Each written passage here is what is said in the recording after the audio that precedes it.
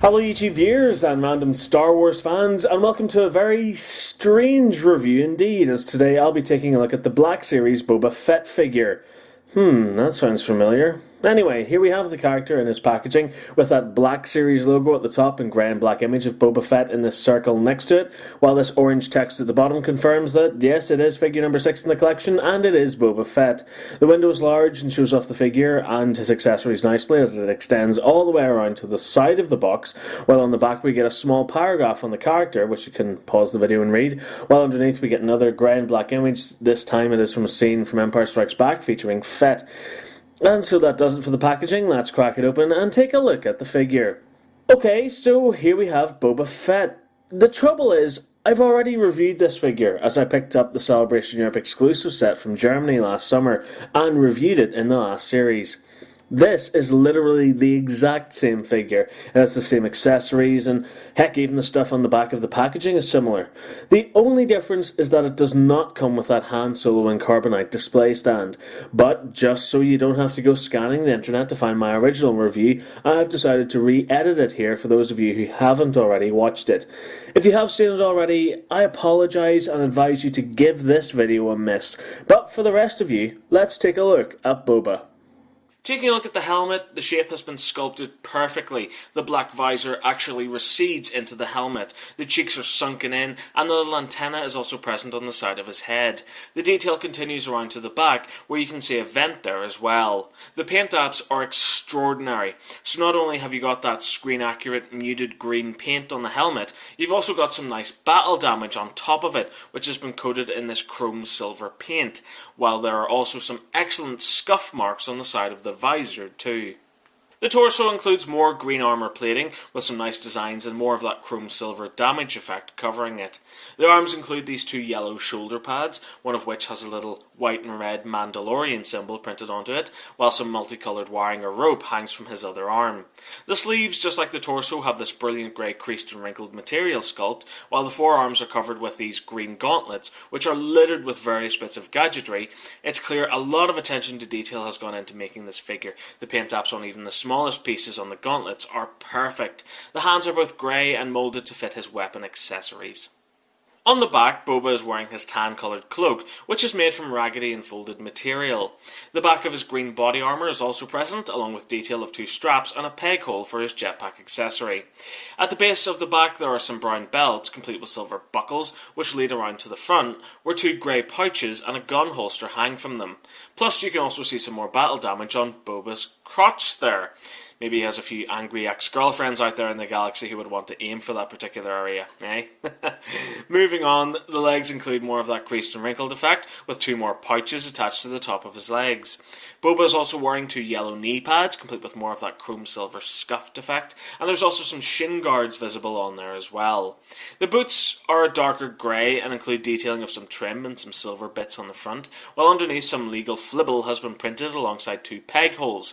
So, overall for detail, it's clear a lot of time and a lot of work has gone into it, as it looks stunningly perfect. Turning to articulation, the head can spin through the full 360-degree exorcist twist, and can also nod up and down. The arm can spin through the full 360 at the shoulder, and can also come out to 45 degrees. The elbow is a weird one, as it can spin the full 360 at the bottom of the bicep and tricep, yet contains another full 360 at the top of the forearm, and it can also bend in to 90 degrees as well. The hands can spin through a 360 on the wrist, while one wrist offers a 90-degree pivot, and the other offers a 180-degree pivot. The figure includes full 360-degree waist articulation, and it can also move slightly forward and back. The legs can kick forward to around 45 degrees, but are hindered by these pouches and cannot swing backwards at all. The legs can spin around 360 degrees at the top, and can also come out to do the splits. The knees are double jointed, so Boba can kick himself in the ass. On the ankle, the foot can pivot forward and back, and also roll side to side, which really aids the figure's stability when it's up on display. And that's it. So basically, when they were handing out articulation, this figure was pretty close to the front of the line.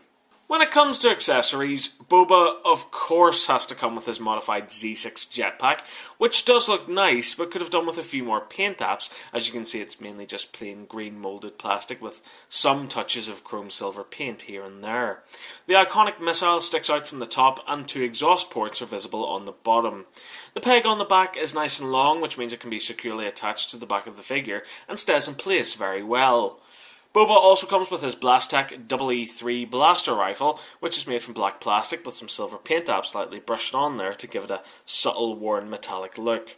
The handle is painted in a tan colour while the butt is a dark wood brown and contains chrome silver and black detailing along it.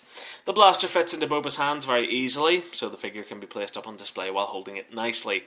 A Sacros K11 disintegrator pistol is also included as Boba's secondary weapon.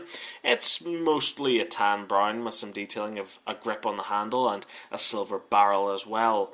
The figure can be posed with it in either of its hands or tucked neatly away into the holster on his belt. Doing a size comparison, you can see that Boba is around the same size as the majority of the Black Series figures released so far, and in fact that antenna sticking up from the top of his helmet just pushes him over the edge and makes him the tallest figure released out of the lot.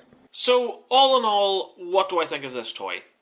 Well, when I think of a collectible, I think of things like this. The detail is unbelievable. The battle damage and scuff marks covering the figure's armour really set it off, while the paint apps and sculpt remain faithful to the movies.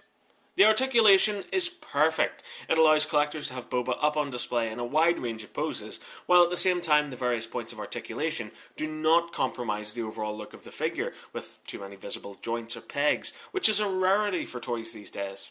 The accessories are perfect, although the jetpack could have done with a bit more work to make it truly screen accurate, but even then, that's just a nitpick. Ultimately, this is a great opportunity for fans who missed out on the convention exclusive to pick up a Boba Fett figure. It's just a real shame that the Han and Carbonite wasn't also included. And so that brings us to the end of this video. Thank you very much for watching. I really hope you enjoyed it. If you did, remember to stay subscribed for more videos and keep up to date with all my latest news and reviews by liking my Facebook page and following me on Twitter. Thanks again for watching, and remember to keep following the nerd. Goodbye.